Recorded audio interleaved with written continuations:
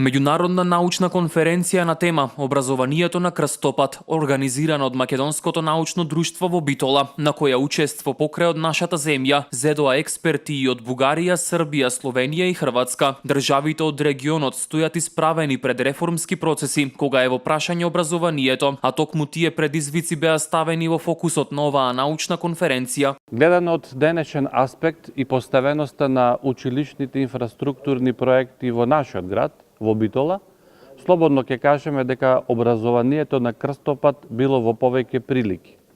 И во 1851 година, кога биле поставени темелите на основното училиште Гоце Делчев, и во 1944 година, кога токму од Битола за прв пат почна наставата на македонски јазик во основното училиште Кирил и Методи и во Битолската гимназија, и се разбира во 1960 година, кога се формира научното друштво, односно Македонското научно друштво Битола. Учесниците на оваа конференција истакнуваат дека анализата која што ќе биде направена на конференцијата ќе биде вредна од повеќе аспекти, давајќи предлози и решенија кои ќе бидат доставени до Министерството за образование и наука. Тоа представува значаен чекор во развојот на образованието и процесите кои не очекуваат во Република Македонија.